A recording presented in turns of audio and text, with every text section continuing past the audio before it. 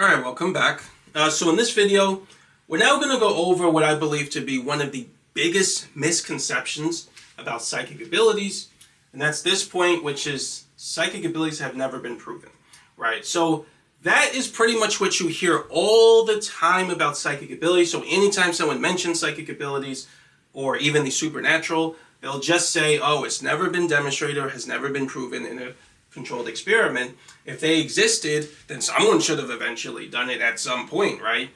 And I find this to be a hugely misleading statement because it's absolutely not true, right? At least I believe, right? But to explain this, it requires much more nuance. And my argument is that you have never heard the proper nuance that should be attributed or presented whenever you hear this statement. Right? And so that's really what I want to go over in this video. So before getting into this, I basically want to talk a little bit about what happened with me years ago. So I talk a little bit about the experience, a little bit about the experience in the book, in book 1 in the intro. So I basically first came to subconscious energy. I first started studying it. I first became aware of it initially in like my early 20s, right? So that was many years ago, right? But I learned of it in the first time by entering the zone, right? So when I would enter the zone, like I said, I always had a scientific mind, and I was always trying to theorize things. I entered the zone and tried to make a theory on how that worked so I could always get back to that zone when I wanted to and enhance my performance. Now, I didn't have the theory at the time. I couldn't, even when I knew how the subconscious worked, it was very difficult for me to come up with that theory. But at least I thought I had the idea of how to do it at the time, a general idea, but I didn't really focus on it that much then, and I just kind of ignored it for many years.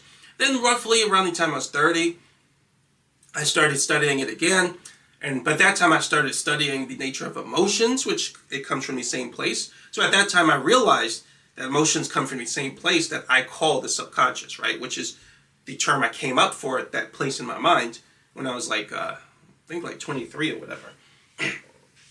And then, and I talk about this story in the book, right? Then later I started trying to also understand the zone again. And when I was studying it, the conclusion I came to, because I kept going in the zone and then out of it, then in it and then out of it, and I noticed that now, using the terminology now, I would just say my performance became so much more transcendental, right? Now, I didn't have any of those terms at the time, hadn't developed a theory yet, but I noticed that my performance was enhanced so much more when I would enter the zone that it just didn't make sense in terms of the physical theory of the mind, right? In other words, if the mind is solely the result of activity going on in the brain, it to some degree is obviously limited by the nature of the physical brain, right? It is limited by the nature of matter. And what I was doing, it just didn't make sense what was happening in terms of a physical theory of the mind. So obviously I came to the conclusion that it must be metaphysical, right? Which when I say it that way because I think it's kind of obvious, right? It was pretty much always obvious. I don't know why I pretended like it was some type of, huge sort of discovery. But, we get these kind of absurd ideas impressed and internalized within us from the scientific community of our culture, which it'll kind of cause us to think simple and obvious things like that the mind is obviously not physical. It causes us to sort of pretend that they're physical, which is, I think, absurd, right? So because I practice actual science, always did really, at least when it came to theory and things like that, I came to the obvious and natural conclusion that the mind is not physical, right? Of course it isn't, right? But yeah, that was the only way I could kind of explain what I was experiencing with these charging the subconscious for performance. Now, when I had this idea, I wanted to really sort of demonstrate its metaphysical nature in an even more sort of clear way, right? And so then I came up with the bright idea, right, that I was going to try to use my understanding of the subconscious to study psychic abilities, right? Now, I was never interested in psychic abilities like that, never really cared for them. I know there's some people who, like, all they think about is psychic abilities. I really couldn't really care much less about them, right, at the time. And I've always really been that way. I was always more interested in spirituality. I wanted to know how the spirit realm worked, and I wanted to know how to basically come closer to God. that's really what I was always interested in. I never really cared much for psychic abilities in terms of like remote viewing and clairvoyance and stuff like that. Like I didn't care at all. But I did become interested at that point because I thought it might be a means of testing my theory that the subconscious is truly metaphysical, right? And now I always heard that, psychic abilities have never been proven, they've never been demonstrated, this and that, right? But I was like, well, based on my understanding of the subconscious, that was when I was just really learning how the subconscious works and how to really control it. I concluded that probably that's true because most people don't know how the subconscious works, right? Once you really get a sense of how it works, then you can kind of use it to do these kind of, I would say, supernatural things, right? Related to psychic abilities. Because once you know how it works and you kind of use it in a certain way to get emotion and you use it in a certain way to get enhanced creativity or transcendental intelligence, now you can use it in a certain way to get these things that you wouldn't necessarily recognize directly from your experience. But if you're using the same technique, you would say, this is what should be happening if I keep doing this. So that's basically what I did with psychic abilities. And a lot of people would be unlikely to do that in the absence of a theory on how psychic abilities works. So I was like, maybe that's why they're not generally demonstrated in experiment. So let me see if I can use what I know, right, about the subconscious to study the nature of psychic abilities and start using them, right? So I did that, and it was very, very, very difficult, and I knew it was going to be hard because I didn't really understand that much about how psychic abilities work. Psychic abilities are actually a very advanced usage of subconscious energy, which I didn't even know how to use my subconscious to even do transcendental performance at the time, or even charge emotions that well, right? So that was way out of my league at the time, but I didn't know that, but I was still determined, right, to try to figure it out. So it was very, very difficult. It took me about a year to sort of put it together and sort of really come up with it took me about a year to really feel like I came to a place where I'm like, okay, I think now I finally understand how psychic abilities work, right? And then I stopped, right, because I felt God was calling me and telling me like to stop doing this, right? So I finally stopped. But after about that first year, I really felt like, okay, now I know how this works. And so when I basically had an understanding of how psychic abilities work, I was like, they are hard to use, that's true. But I'm like, they're not so hard that they would just never show up in experiment. Like that, I'm like, that didn't really make sense, right? I'm like, they had to have shown up sometimes in experiment, right? And I'm like, whenever I hear this idea that psychic abilities has never been proven, and I'm like, I've demonstrated them like to myself, right? I've demonstrated them to myself like lots of times. I'm like, there's no way they didn't show up sometimes in experiment. So I'm like, you know what, I was curious. I'm like, let me look into this because this isn't making sense with my data, with what I have demonstrated in my own experiments with psychic abilities. So then I'm thinking about the way science actually works, right, which is based on scientific method, right? So there are different sorts. Some people would describe scientific method in different steps, but this is basically the main sort of framework. You make an observation, you come up with a hypothesis based on your observation, and you generally do an experiment, and you collect data from that experiment, and then you come up with a conclusion. Like I said, some people have different steps in between, but that's generally the framework of how it goes. And you draw a conclusion based on the data. Now, psychic abilities, right, are obviously a phenomena that occurs internally, right? They are not something that you can put on a table and measure, right? They're a component of your mind, right? Just like emotions and thoughts are.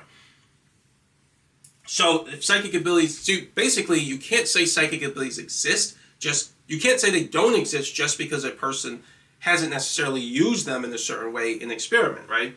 So for example, entering the zone, right? If I want to enter the zone, right, and enhance my enhance my creativity or intelligence, right? Just because I'm not necessarily able to do it on command, that of course doesn't necessarily mean that I can't do it or that I could never do it or have never done it or that it doesn't exist, right? So it's a bit more nuanced when you're talking about an internal ability of the mind, right? In terms of demonstrating its existence. So when that's basically the idea I had in my mind at the time, right? So I'm like, if you look at the data, right? If you look at the data as it relates to psychic abilities, or the data collected during some experiment meant to test psychic abilities, right? And then you draw a conclusion, right? You can't really say that it precisely proves or disproves the nature of psychic abilities, right? People may look at the data and come to different conclusions on whether or not it exists, right? And so that's basically what I had in my mind at the time. I'm like, if they're saying that psychic abilities don't exist, what they're really doing is just looking at the data and coming to a conclusion. Now, I'm not a scientist, right? So funny thing about me is I've never, out of all the math that I've studied, I've never studied statistics, right? So I just never, when I was studying all this math years ago, right, I was trying to study enough math to study physics, right? Specifically quantum mechanics, which you don't really need statistics to study undergraduate kind of first year quantum mechanics. I do think statistics are used in another quantum mechanics. I think it's like a quantum mechanics that's similar to statistical mechanics. Statistical mechanics is more for like, I think, thermodynamics, which I've also never studied that. So I don't know. I think there are courses that use statistics, but I've just never studied them. But so I more or less studied more calculus and linear algebra, where I never really studied statistics, which these sort of the science and the math that goes into experiments are generally based on statistics, right? So I'm not really like a scientist per se either, right? So to make that clear, I like to call myself a science enthusiast. But, so you might say, well, who am I to look at these experiments by scientists and sort of come to a different conclusion from what they've come to based on the data that they have collected and that they have observed, right? I'm nobody compared to them, right? And that's technically true. However, the one thing I believe I have going for me is that I actually have a theory on how these things work, right? So usually when they're performing these experiments, they have a hypothesis, right? So they're testing some claim or some sort of intuitive idea about psychic abilities based on some observation. But I'm not really doing what they're doing. I actually have a theory, a whole theory on how this stuff works. So I was like, that should hold some kind of weight in terms of me looking at the data and drawing a conclusion, right? So basically that's what happened. I wanted to see the data that they're looking at when they say psychic abilities don't exist, or when they're drawing that conclusion. So I'm like, I might look at it and come to a different conclusion based on this theory. And so when I'm like I was saying, I might come to a different conclusion looking at the data based on this theory. And so when I did it, I wanted to start looking for the actual data collected in these experiments. And so what I found was that there were experiments on psychic abilities, which I didn't know this at the time.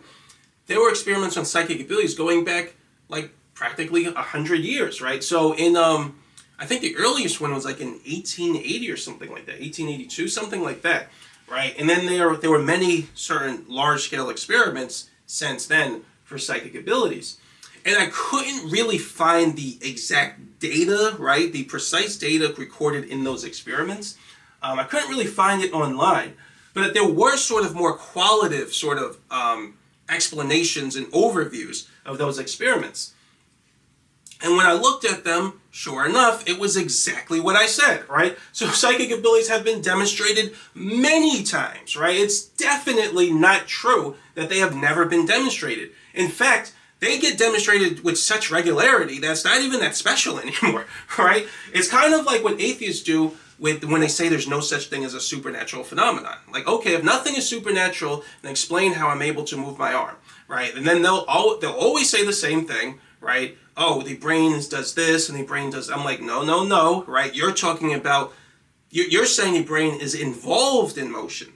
I want you to tell me the very first cause of motion, how the body is able to move, how the mind is able to move the body. Tell me the very first cause, down to the nanometer of the mind, of the brain, down to the nanosecond. And then it's, science is still figuring. That's what I thought, right? Like, so, in other words, moving is clearly a supernatural phenomenon, but atheists will try to say it isn't, right? Because they want to engage in faith, right? Which is not science. They just engage in faith. And they say, even though we can't explain it, our hope and our belief is that one day we will be able to by the means of physical sciences, right? So that's a faith-based argument. That's not science. And what I noticed is that they kind of do the same thing, right? There'll be many sort of examples of psychic abilities, and then the skeptics, right, will say, no, that didn't really count. Why, right? Why is that not a psychic? And then they'll come, which we'll actually get into it, but then they'll come up with a million reasons on why that wasn't really a psychic ability or really a demonstration of one. And I was like, I knew it, right? Because when I looked at the qualitative components of the data, or the qualitative framework of the data, it ended up being exactly what my theory of the psychic ability says would happen, right? Which is that they show up all the time, right? They just say that they don't because they're inserting their own kind of religious beliefs about, and like I said, I call it religion because the belief in materialism and that it has all the answers is not a scientific belief. That's a religious belief. That's a form of faith, right? And what a lot of scientists will do is they will insert their faith or the religious beliefs into the data.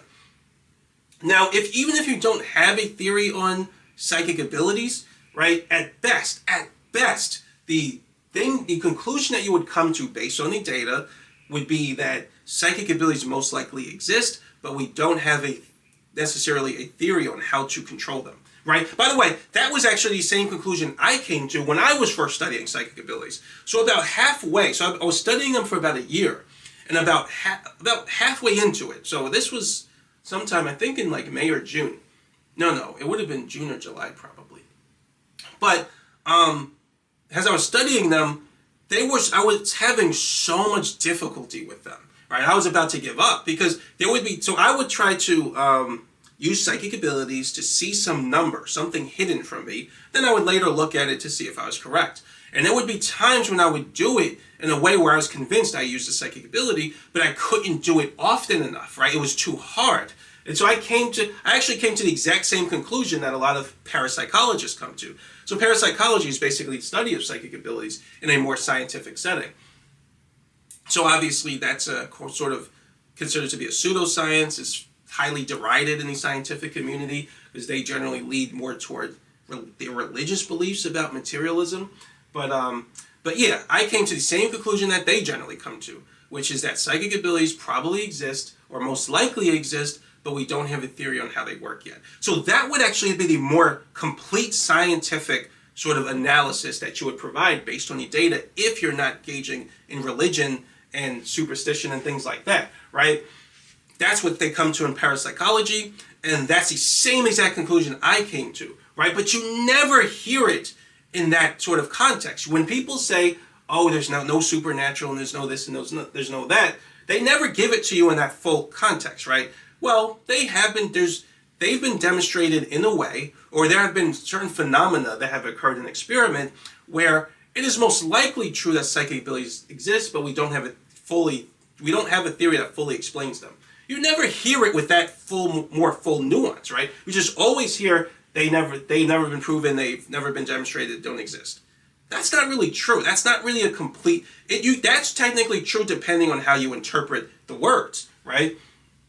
But that's not a more full scientific sort of explanation of what's going on here, right? Like dark matter. Dark matter has never been demonstrated to exist, right? Do you ever hear it in that context? Do you ever hear it demonstrated that way? That there's no such thing as dark matter, it's never been proven. Okay, show me this experiment where dark matter has been proven. No, you hear the more nuanced explanation of dark matter, which is that dark matter likely exists based on certain observations in the universe, but there's never been an experiment to completely demonstrate their existence, right? That's the more complete and nuanced statement because that's what science does, right? That's the proper application of science. And if you are practicing actual science, you would give that same kind of nuance to the existence of psychic abilities. But you never hear it that way because a lot of times they just practice the faith-based religion, right, of materialism.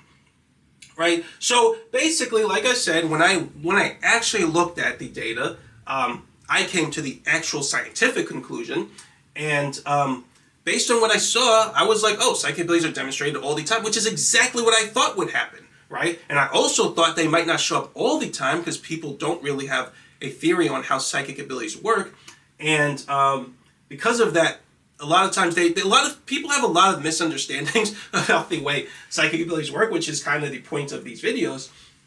And so they'll do things that actually make it harder for psychic abilities to show up and things like that, right? So I expected that to happen in experiments, but I was like, they still should show up some of the time, and that's absolutely what happens, right? So to go to this next point, right? I don't know if I read this already, but just to go over it, how do we perform a proper experiment to test for psychic abilities, right? Now, the issue with psychic abilities, like I said before, is that I actually have a, actually, I don't even know if I read this point. Sorry. So to go over this question, what counts as proof of a psychic ability? Because the question you have to ask, so if you're testing a psychic ability, if you're testing for the existence of psychic abilities, right, and you don't have, if it's something internal, which is basically your thoughts, your emotions, your creativity, right, your beliefs, these are internal things you can't necessarily measure with an instrument, right? So, but even if you can't use a psychic ability, even if you can't use a psychic ability in the moment, that's not necessarily proof you don't have it. So in the absence of a theory on how psychic abilities work, and the fact that it's internal and that it may not necessarily be controllable, what counts as proof of a psychic ability then, right? And so that's a very interesting question, and it's very nuanced, right? And to go over this next point, how do we perform a proper experiment to test for psychic abilities? So these two questions are very difficult questions to answer, and they do make an attempt to answer them in parapsychology. But ultimately, they have made efforts and attempts to in parapsychology, which is virtually just based on guesses, right? Like I said, they have a hypothesis and they set up an experiment based on that hypothesis. So when they say that psychic abilities don't exist, so like I said, let me actually back up. When they say psychic abilities don't exist, what ends up actually happening is that they do show up in experiment, like I said, all the time. It happens so normally now that it's nothing special. But what these skeptics will do is they will claim it as their own, exactly like atheists do with supernatural phenomena, right? You can clearly see a supernatural phenomena and they'll claim it as a natural phenomena and say, no, this is ours. You have to find some other supernatural phenomena. But what they're really just doing is saying that exactly what they do with God, right? God can't possibly exist unless he exists in the way that they have dictated he should exist. He has to behave in the way they have dictated. Otherwise, he can't exist. Not that he might exist in some way that they haven't dictated. They're saying he can't possibly exist unless it's the way they dictated, which doesn't make any sense. And it's not a scientific way of thinking. A lot of these skeptics will do the same thing. They will say they have some random sort of made-up definition of what psychic abilities are, which they just kind of made up for no reason. And then they'll say that psychic abilities have to present themselves in the way I have determined, right? I have dictated that it must show up this way, otherwise they can't possibly exist otherwise. So it's completely binary. It's either they exist in the way I said or they can't exist. It can't be anything else, right? And that's how skeptics, well, a lot of times that's how they'll approach these things. So when psychic abilities do show up in an experiment, they claim it for their own. They say, no, that doesn't count, right? That's something that I have already determined should happen based on my materialist theory, which says psychic abilities don't exist. But that's not true, right? And we'll get to that in a moment. But that was something I noticed that the skeptics will do, and that's why they say psychic abilities have never been demonstrated, which is wrong, right? Which isn't true. So to go over it here, I basically came up with the idea that there are two sort of fundamental errors that they will do when they make these claims that psychic abilities have never been demonstrated, right? So the first one is this one. To understand this, I just want to briefly go over what a positive theory is and a normal theory. So many people have heard the terms, but some people haven't. So basically a positive theory is a theory that tries to explain how something works, right? A normal theory is a theory that tries to explain the best way of doing something, right? So science, for example, or the theory of physics, the theory of classical mechanics, that explains how nature works. So it's not telling you the best way to do anything, right? It's just telling you how nature works, right? Whether you like it or not, right? So that's a positive theory, right? A normal theory might be the theory that, theory in social science. So it might say that you get the best outcomes for a community when that community has, when everyone in that community grows up in a two-parent household, those parents are married and they love each other, right? So that's a normal theory. That's not a theory necessarily describing how society works or anything like that. It's just saying that you will get the best outcomes relative to certain sort of metrics or certain desires in society. So basically the best way to say it. But based on what people desire in that society, you will get the best outcomes based on that sort of framework as it relates to the person that's growing up.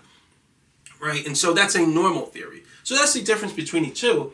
And in when it comes to psychic abilities, right, they don't have what's called a positive theory, right? So my claim is that I have a positive theory on the nature of psychic abilities, right? But to go over this point, in the absence of a positive theory for psychic abilities, you cannot make a claim that your experiment has no bias that affects results. So this is very important. This is what I notice the skeptics will always do, right?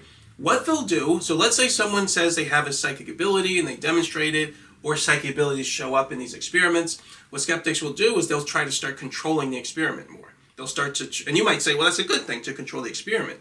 Except there's one problem with this. And this is exactly what I was saying before that atheists do, right? When they say, oh, there's no evidence of God. Define evidence, right? So it's kind of like begging the question, right? They define God in such a way that it makes it so that there's no evidence of God based on your definition of him. It's not a scientific way of thinking, right? And then, like I said in chapter 2, if you define God in the most bare bones way, which is he's any being who created the universe, then what is evidence based on that, right? We don't know. To get evidence, you have to engage in actual science, right? You set up a hypothesis, then you perform some experiment, and you come with a conclusion, right? And you do that over and over and over again until you have a theory, right? So everyone who has done that has I wouldn't say everyone who's done it has a relationship with God, but most people who have a relationship with God have done that to some degree, right? But an atheist will just say no. They engage in begging the question fallacy. They'll define God in some random way they just make up in their mind, and then they'll say there's no evidence of God based on the random definition they just made up for no reason. So a lot of these skeptics will kind of do the same thing with psychic abilities, right? They'll say psychic abilities are the thing that I have called psychic ability, and they work the way I say, and so now I'm going to set up an experiment based on that random definition I made up, and then, oh, look, right? It hasn't been demonstrated. Therefore, my theory that there's no psychic abilities is correct. Nonsense, right? You don't get to sort of just say how psychic abilities work. You don't have the ability to sort of dictate how they operate, right? If you don't have a positive theory on psychic abilities, then how do you know that the so-called experiment you're setting up, how do you know it isn't biased, right? How do you know the experiment you're setting up isn't interfering with the psychic ability? Because that's what they'll always say, right? They'll say their experiment is more controlled, which is really a way of saying that it has less bias, or it's less prone to bias and impact from people's beliefs and people trying to cheat and things like that. The problem with it, though, is you can't make the claim that your controls aren't interfering with the experiment if you don't have a positive theory on how they work, right? So that doesn't even make any sense, and they never tell you that, right? You've never really heard that. When people say psychic abilities have never been demonstrated, you never hear that, well, probably the scientists who set it up in a way that got in the way of these psychic abilities and prevented them from manifesting, right? Because they don't have a positive theory. You've always heard that, oh, we set it up in a way to completely rule out any possibility of someone cheating or personal bias, getting an experiment and things like that. But you can't really do that in a precise way, in the way that you're claiming, if you don't have a positive theory on how it works, right? You're not allowed to. It is an unwarranted claim, right? And I'm not really just saying that. When I looked at these experiments, I saw it all over the place, and not just with these skeptics, even with the way that the people who wanted to believe in these things, the parapsychologists, even in the way that they were setting up these experiments, it was obvious that they had no idea how psychic abilities work. So, for example, we haven't talked much about it yet, but of course, psychic abilities are transcendental ability, which means they charge, right? They come from your positive mind, or the subconscious mind. They have to charge up, right? So, when I'm seeing these experiments, right, they don't use them in a way that's based on charging. They do it the exact way I used to study emotions, where it's something I used to believe I can just feel them instantaneously at the highest level of intensity. They'll pick multiple experiments in succession, Like, let's explore, they'll call them trials. Well, I'll perform trial 1, trial 2, trial 3, trial 4. They'll do that like maybe 20 times, and then they'll check the results for the data. Which is, if you have a theory, at least according to my theory on how on how psychic abilities work, that is absurd. That's a crazy way to test psychic abilities, right? By the way, that is actually what I used to do when I would test psychic abilities. I did the same thing, right? And I came with the same outcomes, right? I had the same outcomes, which is virtually it never worked, right? When I actually learned how psychic abilities worked, and I started, by the way, that time I didn't really know that much about charging, right? So I had some inkling that the subconscious charged, but I would always think that, so I used to really practice charging emotion in those days, and I would always think when I felt the emotion more intensely, I just thought there was something more correct that I was doing in the moment. I didn't really get the sense that, I didn't really understand that they were charging, right? It was actually from psychic abilities that I first learned about the concept of deep charging. I didn't call it that at the time, but that was when I really got the sense that the subconscious changed in its behavior when I continuously use it in a certain way, right? It would change day after day after day, and that's when I realized eventually I realized it was actually charging. As my psychic abilities became more and more and more accurate when I would do it day after, and I would notice that I could never get that accuracy when I would do it in a relatively short time, no matter what I did or how hard I tried. That was right at the end when I stopped using them. Because that's when I kind of figured, like, okay, I think I have a good idea of how they work now, and I just decided to stop, which I should have really stopped sooner because God was calling me to. But I felt more comfortable stopping then because I was like, okay, I have an idea of how this works now. I don't really need to study it that much anymore. And to be fair, I've never really studied psychic abilities that much anyway because I've had such dark experiences using them. But yeah, we'll get a little, I talked about that already, we'll get a little more into it later in the chapter. But suffice it to say, around that time is when I really got the sense of how charging impacts your psychic abilities. So around that time, I started doing less of these multiple trials in succession, and I started focusing on a single sort of target for a much longer period of time, which we'll talk a little more about that in the next chapter. In the next chapter, I'll go back to theory and talk about how psychic abilities work. But when I would see these experiments, right, I would see them constantly use psychic abilities in quick succession for like 100 different things. And of course it's not really going to work then. It would barely work. Maybe it'll show up sometimes, which is what happens, but most of the time it's not going to show up, right? And of course, that's because they're setting up the experiment in a way where it's not conducive to the theory on how psychic abilities actually work. And the problem is they don't have a theory on how they actually work. So the experiment contains all kinds of bias toward the nature of psychic abilities. And when skeptics would set up these experiments or try to control them more, they make it even worse, right? So for example, we'll talk, again, this will make more sense based on what we talk about next chapter, but they would sort of want psychics, so the so-called psychics, to use their psychic abilities on completely new objects and completely new situations.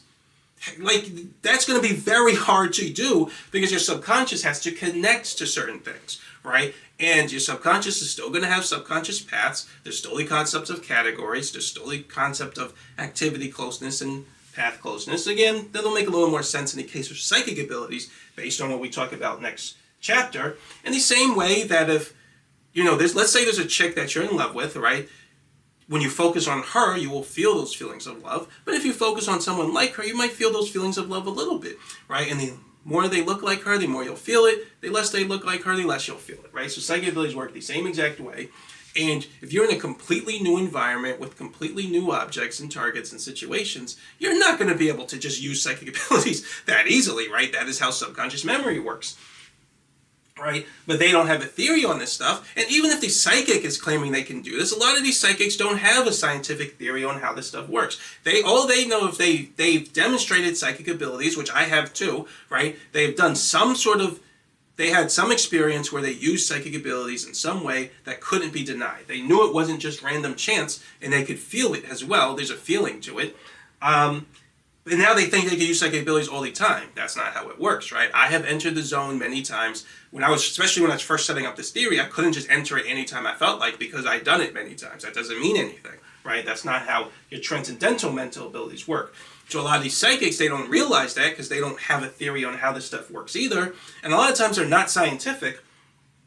So they'll make some claim about their ability to use psychic abilities. They'll make a claim that it has a great degree of universality, which we talked about in chapter 13 in book 1. And a scientist who set up the experiments, especially the skeptics, they'll try to set it up in what they call a more controlled way. And all that does is introduce a huge amount of bias into the experiment and reduces the ability for psychic abilities to manifest itself, or reduces the chances that's going to happen. But they'll say, no, I wasn't being biased. What I did didn't interrupt the experiment. You can't make that claim if you don't have a theory on how it works. It doesn't make any sense. Exactly like I said before, when atheists say there's no evidence of God. Based on what? How do you define God? You're saying that based on your own made-up definition of God. You don't get to make the claim that there's no evidence of God without having a theory on God, on what God is, at least without having a justification for why you're making this claim about evidence based on what God is. Right? So we talked about that before. But suffice it to say, it doesn't make any sense to do that. So this was something I noticed happens when it comes to the skeptics. And so it's why they say psychic abilities have never been demonstrated. A lot of times it's because they're the ones interfering with the experiment and just making up random conditions that actually make it harder for psychic abilities to manifest, but they just make the claim that it's not biased, even though they are unable to make that claim. If they're practicing actual science, right, they're unable to make that claim in the absence of a theory on how they work. And I remember there was this, I forget who it was. There was another guy, right, a skeptic in the parapsychology, or a parapsychology skeptic, who was saying how when people say that they use psychic abilities, right, they constantly talk in very vague terms. They'll say things like, oh, it feels like this, and I'm getting this, and I feel like it might be this, I'm seeing this in my mind. They'll like, oh, why are they saying that? Why can't they just give more precise things? And I'm like, oh, like, see, this is what I'm talking about. Notice what he's doing. Notice how he's just making up some random sort of requirement of psychic abilities. Now you might say, well, he's just asking a question. But that idea is also fundamentally expressed in the skeptic community. Because what they're really doing is they're impressing this random requirement that they've made up in their mind for no reason, as always, right? They have this idea of how psychic abilities ought to work, or how they're supposed to work according to their own feelings, right? And they're not taking them as they actually work, right? If you take them how they actually work, which is practicing actual science, right, then you would conclude that maybe that's just literally how they work, which of course that's how they work, right? So when there of course have been many times in your life where you may feel a certain way, but you're unable to really articulate it on a conscious level. Like sometimes if something's bothering you, you might just feel like, well, you might think about it for a moment and feel like, well, I kind of feel like this is, or if you're arguing with someone, it might be a better example. You know something's wrong with the argument, but you're not quite sure what it is. But you have this feeling in you like there's something about their argument that isn't quite right. And then you might think about it a little bit and say, well, this might be true, but I kind of feel like that doesn't really make a lot of sense, or something like that. And then as you articulate the argument more, it comes more into focus, the sort of structure of your argument. Which that's really just your subconscious having a particular organizational pattern, right? It hasn't organized very much, but your perception has become altered to perceive the structure of the argument. Excuse me. That's a form of transcendental perception as it relates to the abstract component of your intention, the command component of your intention, which we talked about all that stuff in chapter 1. In book 1. But suffice it to say, you may have more of an intuition on the problem with an argument or the structure of your counter argument, but you might not always have it on a conscious level. It might take you a while to sort of get it out. That's exactly how psychic abilities work, because they come from the subconscious, right? So the subconscious does the exact same thing it does when it comes to creativity, when it comes to beliefs, when it comes to emotions. All of them, they function all the same way, right? So when you charge psychic abilities, you charge your subconscious to use psychic abilities. It's a very vague intuition at first, right? Where you like get a feeling about something. Now notice my theory on psychic abilities demonstrates how it works in the exact same way as all of your other mental abilities work, right? I'm not making it up. There's not really something that it's not a fully unique thing where it does all these things that are completely different. It does have unique aspects, but it still has a lot of its core aspects are the exact same as your other abilities. But notice the guy who says, oh, people who use psychic abilities shouldn't answer in these vague terms. Notice how he's requiring these abilities to do something that the rest of our mental abilities don't do. That doesn't make any sense, right? If they come from the same place, why would they be so unique, right? Unless you have a theory to explain why that is, which of course they don't, which is exactly, as I said, what atheists do. Every time their view of reality fails, they'll just come up with a million excuses as to why it didn't happen and why this what didn't really occur and how this person was really crazy or some other excuse or nonsense, right? They never really have a positive theory that can make predictions. They say if our theory is correct, this should happen, this should happen, this should happen. Whenever they do it, present that theory in a way that deviates from the dualist model, it fails every time, right? And because it always fails, they'll just make up a million excuses. So a lot of times, I believe that a lot of skeptics will do the same thing, right? They just make up sort of their idea about what psychic abilities are, and then they'll set up experiments to test it. They introduce all types of bias in the experiment. They won't call it bias, but that's what it is. But ultimately, and then when it doesn't show up, I should say, they'll say, yes, that proves my claim. But that's kind of the begging the question fallacy. You defined it in a way where it wasn't going to show up, which is not science. So basically, that's kind of what happens. And that's one of the first things I noticed when I was actually looking into this, because I never really studied any of this at the time. That was the first thing I noticed that they do that I just didn't agree with. The second thing they do is really comes down to this, goes back to this question, is what counts as proof of a psychic ability? Because, like I said, right, psychic abilities are a mental phenomenon, right? You can't necessarily control them at will. The inability to show them an experiment, even if you don't show them even once during an experiment, doesn't necessarily mean that they don't exist. Now, if they never show up, right, in an experiment, there's never a reason to believe they've shown up, then you can make the claim that there is no evidence of psychic abilities. They've never been demonstrated in an experiment, which is how you actually hear it, which is completely not true. But now you have to ask yourself, well, what is what I call the standard of proof, right? So what is the standard of proof used in psychic abilities? Actually, to go over this point, the above chance standard of proof in psychic abilities the above chance standard of proof is flawed in the absence of a positive theory.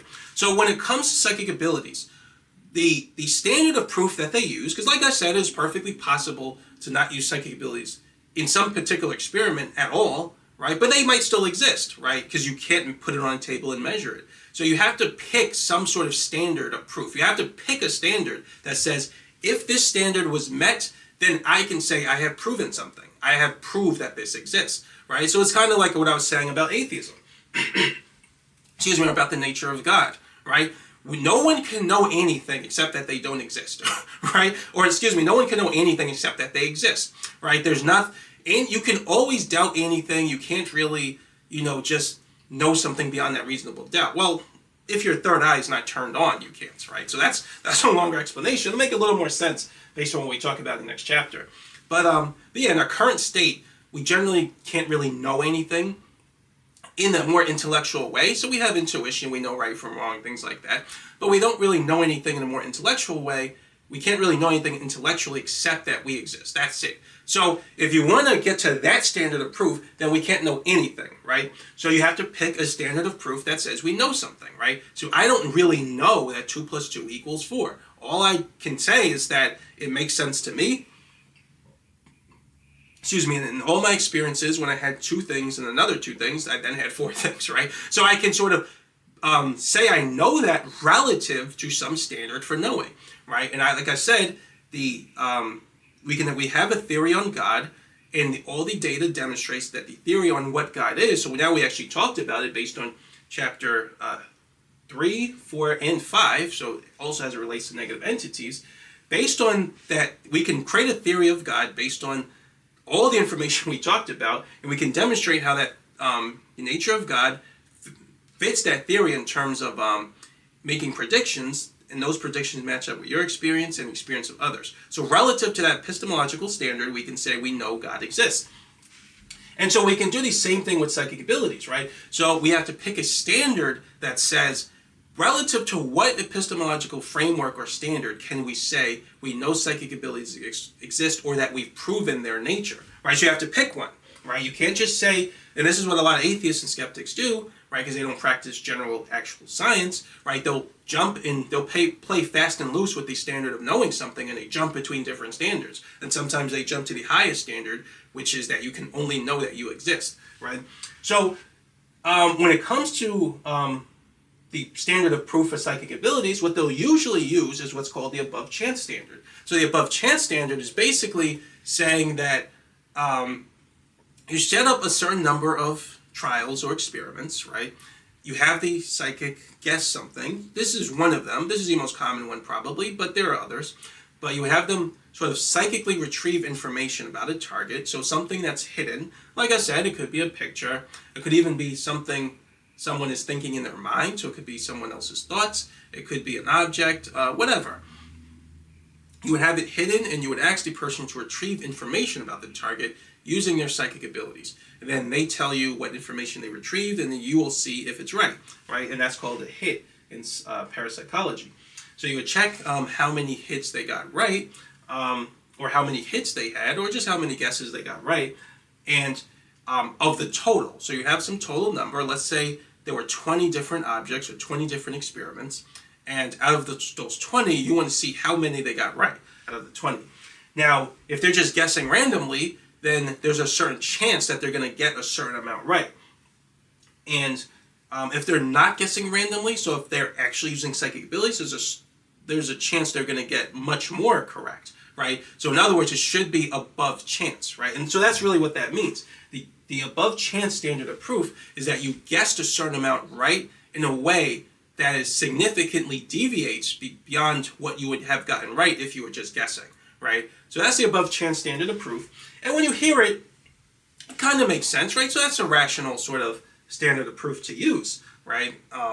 Because psychic abilities can exist even if you aren't necessarily demonstrating them in the moment, right? Then it makes sense to say that if you got a certain number of targets right, so that would demonstrate you probably did collect information about the target psychically, right, or using psychic abilities. If you got a certain amount right, that goes beyond just guessing, right?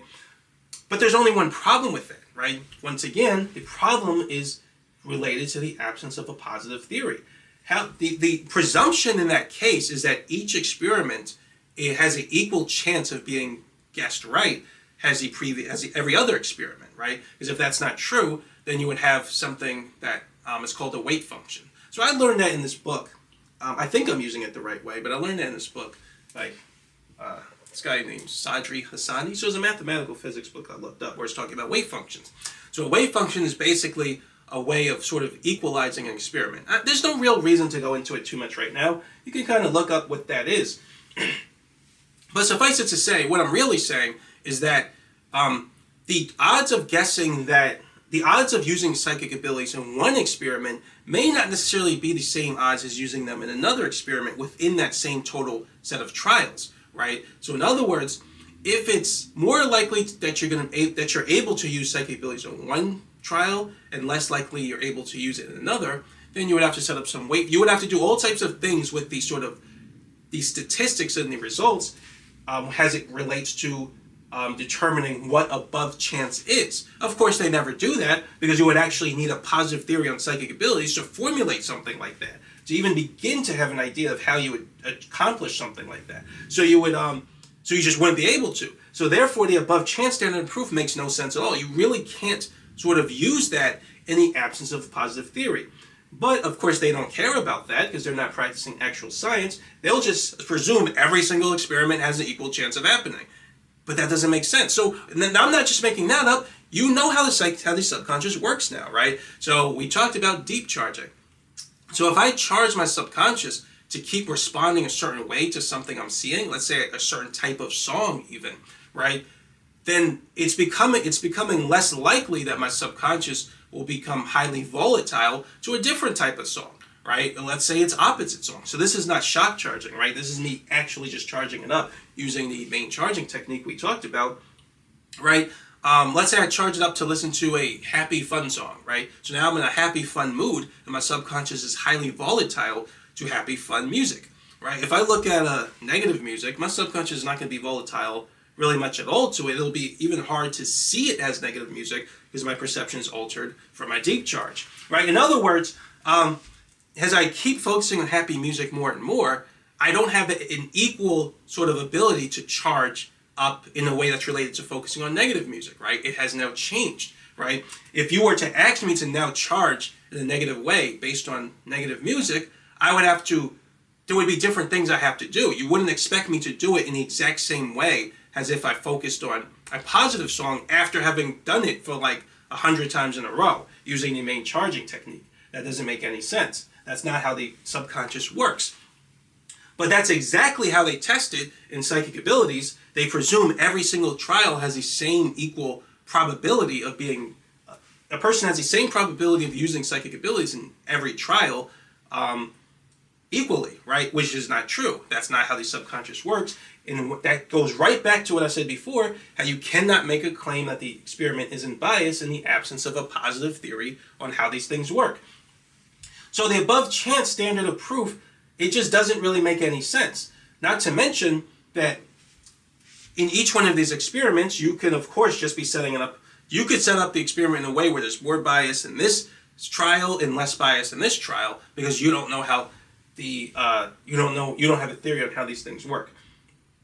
So no matter how you get around it, right, the above chance standard of proof doesn't really make any sense. In many cases, especially if your experiment is making it harder for psychic abilities to manifest, you may have to have extraordinary sort of odds to sort of meet this chance standard of proof because your experiment is getting in the way. So you may have to, and I talk about in the book, your effective standard of proof, right? Your the effective means of, I want to word it, the degree to which you have the degree to which you have guessed things right in your experiment, right, or you have gotten certain hits, right, it may have reached odds that are actually extraordinary, or they have to be extraordinary just to meet what's called the above chance standard, or what you would describe as the above chance standard.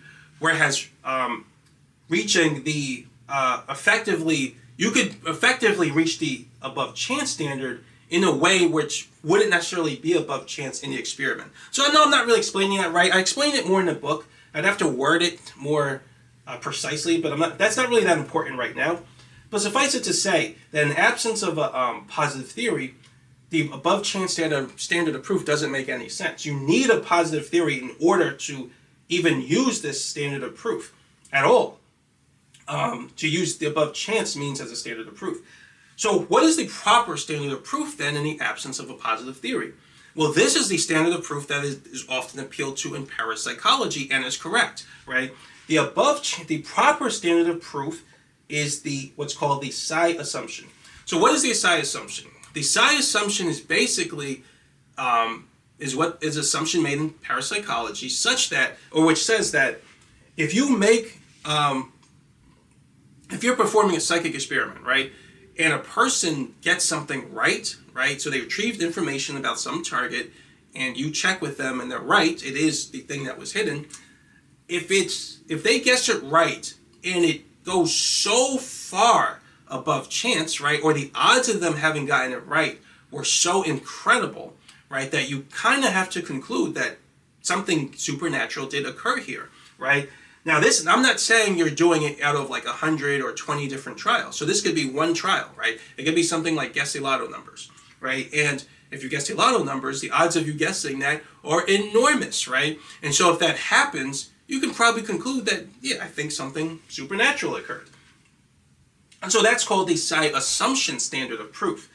Now the question is, how many times has this standard of proof been met in parapsychology and in the study of psychic abilities? Well, the answer is many times. It's met all the time, really. Like I said, this standard of proof is met so often that it's not even special anymore. No one cares about it, right? Because that was discovered like decades ago, right? Where this standard of proof was, it's so easy to meet this that it's not considered special.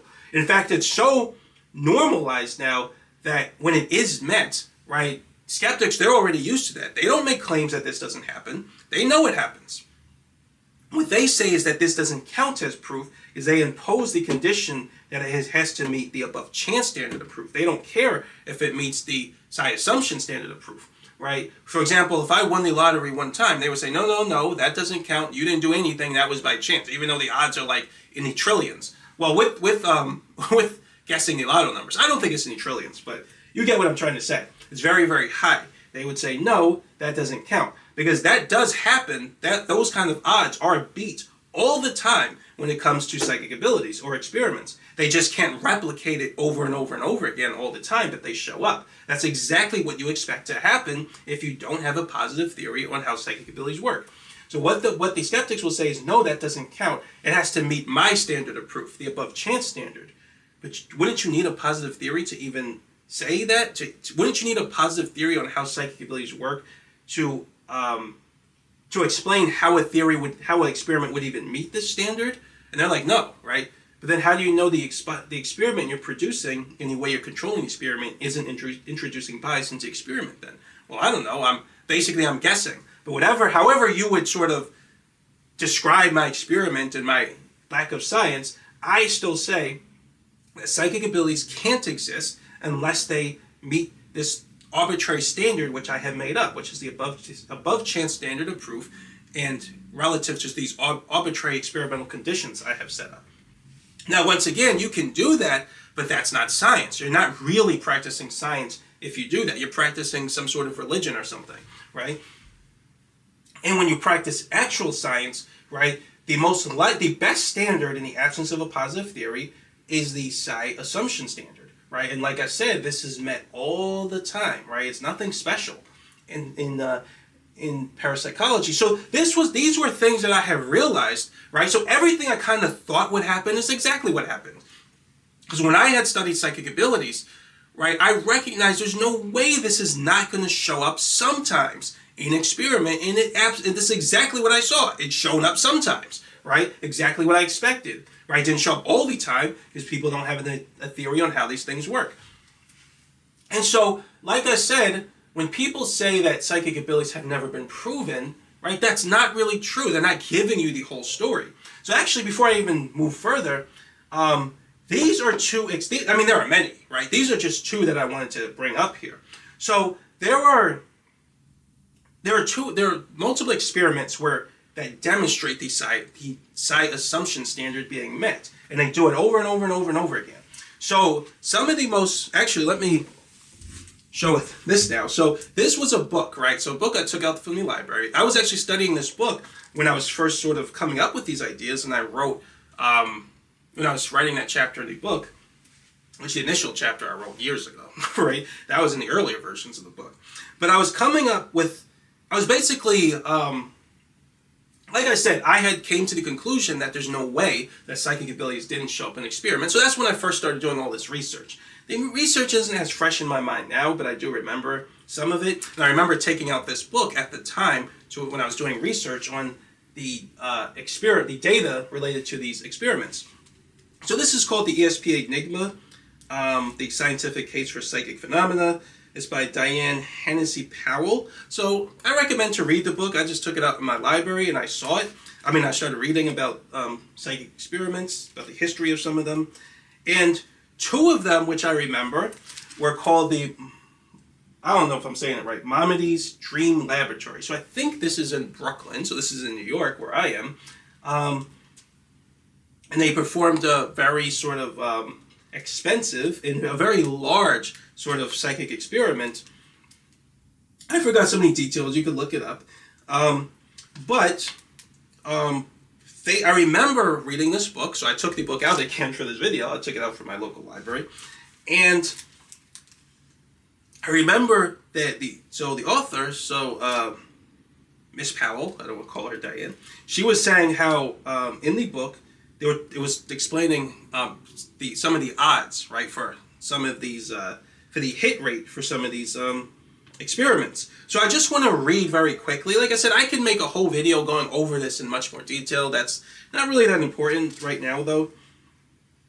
But suffice it to say, I'm just going to read a passage from it just to give you a sense of this, right? So just the passage, basically, actually, I just read it. Let me just say. So the Maimonides Dream Laboratory, right? What they would do is they would have a person go to sleep, right? And this is my understanding. I may get some things slightly off, but this is my understanding. They would have people go to sleep, and they would have someone try to send information to that person in their sleep. Now, based on what we discussed about the subconscious, that should actually be the easiest time for psychic abilities to manifest, because when a person is asleep, their subconscious is in a much more free state, right? It's not charged at the ground state, and it's way easier to you're much more susceptible to suggestion, right? So we talked about how negative entities like to use that to come into your dreams and cause nightmares. They can do it when don't have much spiritual energy and things like that. And so if you're using we talked about transcendental connection. You can easily transcendentally connect to a person. Just hold the intention to plant a suggestion in their mind. And if you know what you're doing, if you charge it, you'll connect to that person and it'll work, right? Or it should work. There are more parameters to it, but that you basically get the general idea. So according to the theory that we have set up, it makes sense that psychic abilities would manifest in this particular condition, right? And so yeah, the person would send information to the person sleeping, and then the person sleeping would wake up and say what they dreamed about, and they would ask them, they would kind of try to figure out if they dreamed something related to the intention or what the person was trying to send to them, right? So it could be a picture, it could be a word, something like that. And so a lot of the experiments were set up based on that basic framework. And so, just to read this off, where do I want to start?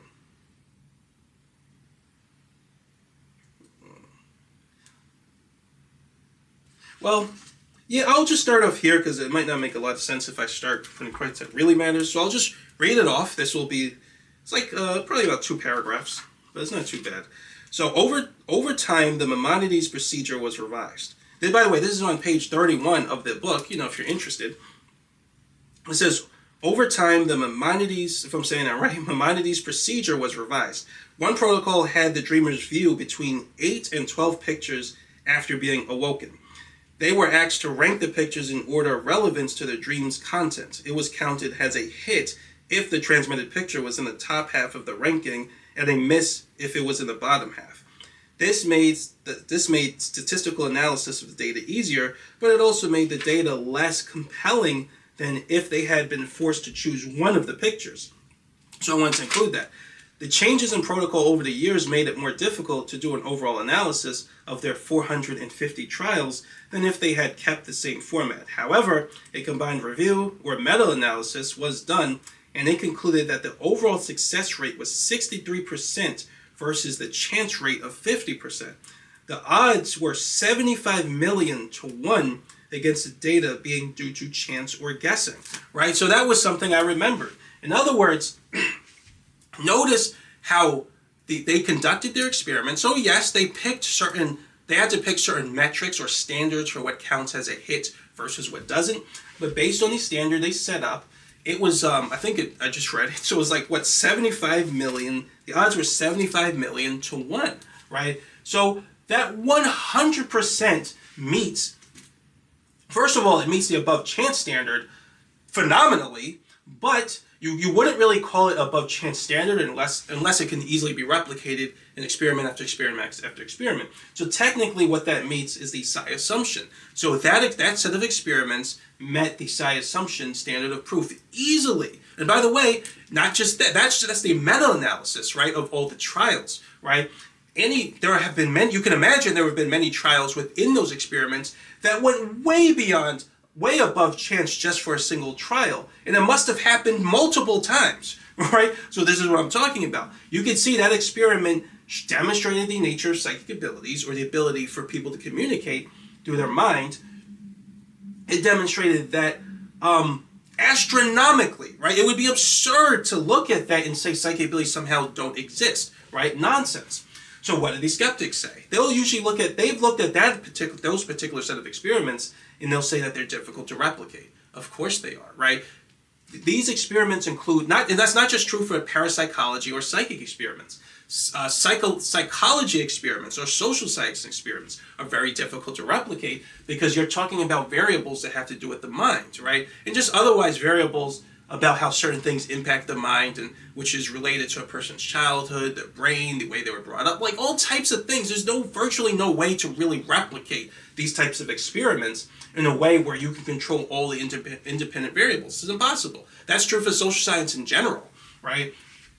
But they'll bring it up and sort of say specifically for parapsychology, if we can't 100% replicate these experiments, then they can't possibly exist, which is nonsense. It doesn't make any sense. I'm actually going to include in a link in this video the guy who actually, one of the guys who was who set up these experiments, who was basically at the top. His name I think is Krippner. So there's a video I watched, which I'll link to the description. I think it's about the guy Krippner. He was saying how there was a skeptic, I believe it's a skeptic called C.E.M. Hansel or something like that, right? He was basically saying something, I forget exactly what it is, it was something to the effect of the judges. There are certain judges who he was saying had information about the experiment, which I could look into it more, but it's not really that important. But you can watch the video if you're interested. He was saying how this skeptic was saying something about the experiment that completely wasn't true, right? But he put it in some report. And then they called him out on it, and he didn't correct it. He made a second edition or something like that. That's what it said in the video, if I remember it right. But he was saying how he completely didn't correct it and just left the skepticism in it, right? Or left an unfair criticism of what they did, right? Which this is kind of what you expect from them, because what they're a lot of times practicing is a religion. It's not science, which is what I keep saying, right? But yeah, so this is an interesting experiment. So if you want to look it up, this is one that I remember. Yeah, so this is probably one of the most successful experiments, I would probably say, in history of psychic abilities. And there's another one called the Ganzfeld experiments. So a Ganzfeld experiment is kind of when you set up an experiment where a person is, it's called sensory deprivation. So there are different ways to do it. I believe in one case they put I think it's like ping pong balls or something like that. Ping pong balls on a person's eyes, and they'll give them earphones or something which has white noise or pink noise or something like that. And so they're trying to deprive them of their senses of the reality, which makes sense based on the theory of what psychic abilities are. That'll make more sense based on what we talk about in the next chapter. That's exactly what you would do if you wanted psychic abilities to manifest, right? And so for those experiments, right, I wanted to read that one. Oh yeah, so for this one, yeah, I don't have to read this part. So I'll just read off this this paragraph. So it says from 1974 to 2004, 88 Ganzfeld experiments were conducted, and 1,008 of the 3,145 trials were hits. If I read that right. Yeah, let me start over. I feel like I read that off. So from 1974 to 2004, 88 Ganzfeld experiments were conducted, and 1,008 of the 3,145 trials were hits. Dean Radin, an experimental parapsychologist at the Institute of Noetic Sciences, reported in his book Entangled Minds that the combined hit rate was 32%, which is 7% higher than the 25% expected by chance. Radin states that the odds against these results being due strictly to chance are astronomical, 29 quintillion, right, to 1, right? Now, I don't know if that's true, it's 29 quintillion, right? I'm sure that maybe he's defining things in a way that makes it a little bit looser than it should be. However, it's still reasonable to believe that it's still way above chance, right? So again, people have performed experiments where they meet the psi assumption standard of proof all the time, right? There's nothing special about it, right? The reason you keep hearing people say that psychic abilities have never been proven is because they're referring to this standard of proof, right, above chance standard, which is based on controlled conditions, which you're not even able to do, right, if you don't have a positive theory. So it's not even scientific, right? The standard of proof that you use when you say psychic abilities have never been demonstrated is a fundamentally anti-scientific standard of proof. So it's not even science, right? That's the point. If you're practicing actual science, the conclusion you would come to is to say that psychic abilities most likely exist, but we don't have a positive theory yet, which would allow us to control them at will, right? That's basically the more complete assessment of the nature of psychic abilities as it relates to science, which is almost exactly the way, it's a similar thing that you would say for dark matter or dark energy, right? We don't have an explicit theory that demonstrates the nature of these things. However, it is reasonable to conclude these things exist based on the data, right? That's the more scientifically nuanced explanation or conclusion you would come to about dark energy, about dark matter, and about psychic abilities, right? That's what you would say if you're practicing actual science, right? But if you're not practicing science, then you would appeal to the above chance standard of proof. You would just ignore the fact that you can't make a claim about bias you can't make a claim about bias in the absence of a positive theory. You would completely ignore that because you're not practicing science. And then you would just say psychic abilities have never been demonstrated. You wouldn't give the nuance. You would just leave it there because, once again, you're not practicing actual science. You're inserting your religion into it.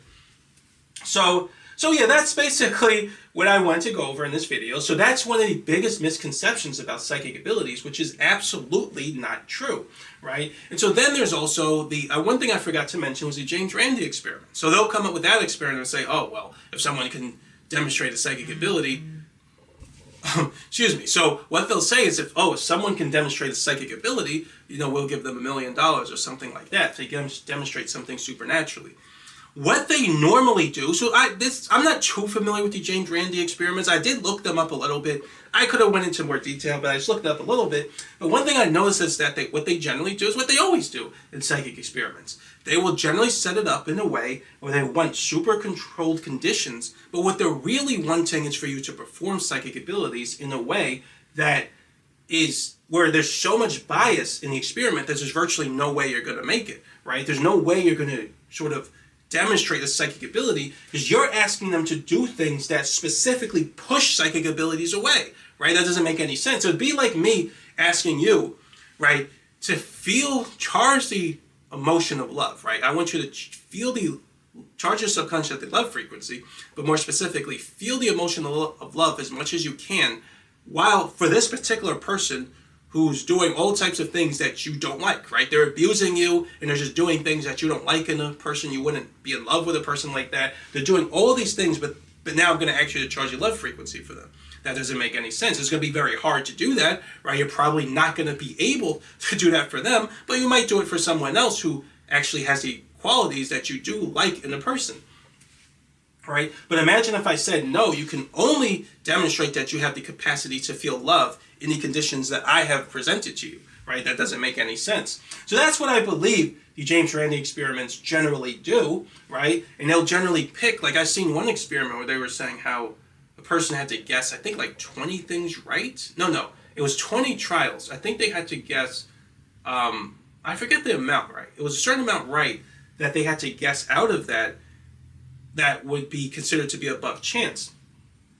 But they had to do it in obviously quick succession. That's not how psychic abilities work. They have to charge, right? So the actual way that you would test for psychic abilities, first of all, you would respect and acknowledge that the subconscious has to charge.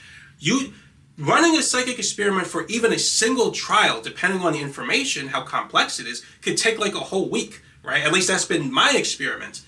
And I haven't really used psychic abilities for much more complex amounts of information. We'll talk more about that in the next chapter. But it could take a long time to get information for a single thing, right? Much less doing it for like 20 things at once or in quick succession in like maybe an hour or a couple of hours. That's nonsense, right? Not to mention, the other problem with testing psychic abilities is you would have to watch somebody. Because psychic abilities charge, and like I said, in my experience, they would take about a week roughly to charge to get information for a single target. You have to watch them that whole time, right? Because the moment they're off camera or they're not being observed, right, you're going to say, oh, they did something to sort of manipulate the results. You're going to say, oh, they maybe called someone or they used some sleight of hand. That's like the term they love using, is saying sleight of hand or something magicians do. You're going to say something went wrong where the experiment is no longer controlled. They got information somehow to help pass the test. By the way, I'm not just talking about ESP, also using your chi energy to manipulate your body, right? So you could probably use your chi to cause almost any change in the body that you want. We'll talk a little more about that in chapter 8, right? So that's still an expression of a psychic ability. And let's say that I was in an experiment and you're like, oh, I want you to produce more, your body to produce more of this hormone, right? Now, to be fair, I've never done that, so I'm guessing that should be possible based on my theory of the subconscious and what chi energy is. But imagine if I did that, and if I'm correct, let's say I'm right and that would happen, but you want to test me and get me to use my psychic abilities to demonstrate that, right? It would take me about a week, and I don't even know how long it would take for the body to start demonstrating that in a way that would be considered supernatural, right? Because you would have to, there's the placebo effect, and then there's certain changes in the body that would be considered to be supernatural in terms of them coming from the mind. This placebo effect technically is, but they just pretend it isn't. But I don't know how long it would take the body to change in response to the nature of my chi, right? So that can take maybe a week, it could take months, who knows? I've never done it before. But my point is that you would have to watch a person that whole time, right? And if there's even like a second, right, that they're off camera or that someone's not watching them, then how do you know they didn't inject something or do something or this and that, right? Because it's not going to happen instantaneously. A lot of the times that's how they'll also test it as well, where you can just snap a finger and boom, there's this change, right? That where, let's say there's certain hormones in your body. Let's say you're using your chi to increase certain hormones, right? They're one level, then the next second they're like this level, and that's a supernatural event. No, right? It doesn't work like that. It's going to occur gradually over the course of time. And so, because subconscious energy charges so slowly, in a way, at least as it relates to these experiments, you would need to watch a person that whole time, right? That doesn't make any sense. You're not really going to do that if you don't have a theory on how how psychic abilities work. So normally these experiments occur very quickly. They occur very quick succession, maybe in a whole, I'm talking not like some experiments could take years or decades, right? But I'm talking about a single experiment. Not like a set of experiments, but a single experiment to test a psychic ability is usually going to occur within a few minutes, maybe an hour, right? Even maybe a couple of hours. No one's going to, at least to my research, I haven't seen this, where someone will watch a person for like weeks, 24 hours round the clock, right? Like I said before, watching them go to the bathroom, watching them take a shower, because you have to keep them on camera to keep the experiment controlled, right? The second they're not observed, boom, right? The experiment's no longer controlled. Who knows what they did to get the results they did, right? That is not normally how experiments are set up, right? Because that is not conducive to experimenting, right? That's a lot of work.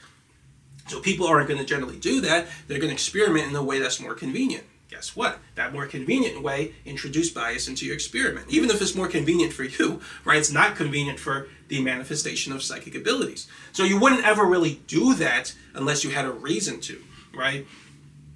Not to mention most people don't have a positive theory on how psychic abilities work anyway, even if they do claim to be able to use them, right? So that would be the proper way to test for a psychic ability, and you would watch a person around the clock, right, for a single trial, not like 15 or 20, right? A single trial. You'll watch them 24 hours a day, maybe 7 days a week, right? If it takes them about 7 days, depending on how complex the information is. And then, right, you would ask them for information about the target, and then you would see if it's a hit or not, right? And then you would if you wanted to do that a certain number of times, you could do that many times, but it's going to take a long time to collect data in that manner. And that's fundamentally what I believe the James Randi experiment doesn't do. They'll ask people to sort of do things in these quick and simple and easy ways, which of course subconscious energy is not going to charge in that way. Not to mention psychic abilities are very difficult to charge if you don't know what you're doing, right? And we'll talk more about that in the next chapter. So that's basically just something I wanted to mention. So a lot of these sort of skeptics and these experiments that talk about this stuff, a lot of the experiments that talk about this stuff and say it doesn't exist, they're not practicing real science. So exactly what I said about atheists, right?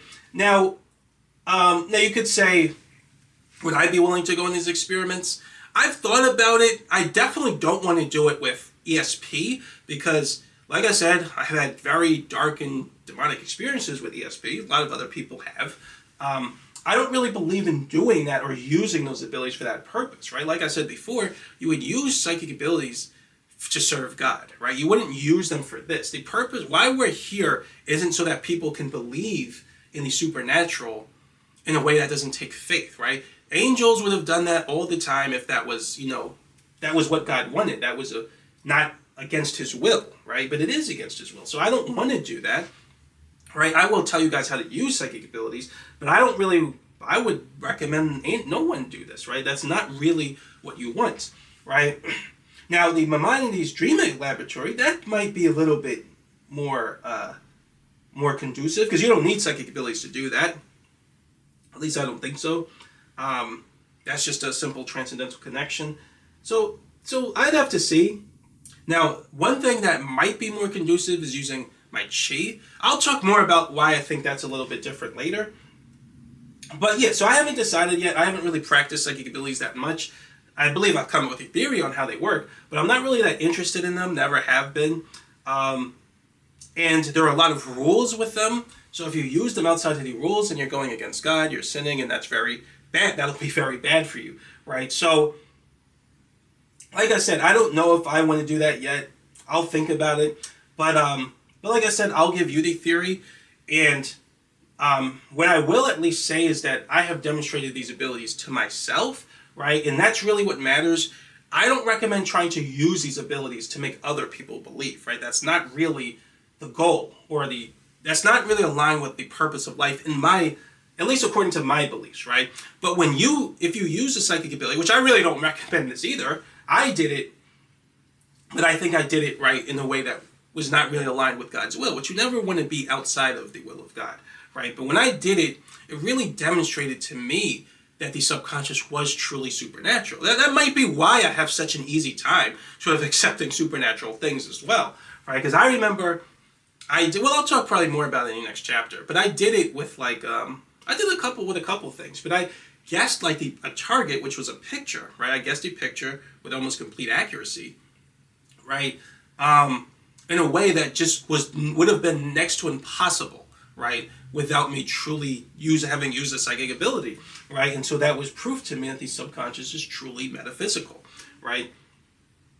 I'll talk about some other experiences that I had as well. But suffice it to say, is that's one of the benefits of using psychic abilities, is really seeing the supernatural nature of the subconscious in practice. But like I said, I don't really want people to do that because it goes against the will of God, at least in my opinion.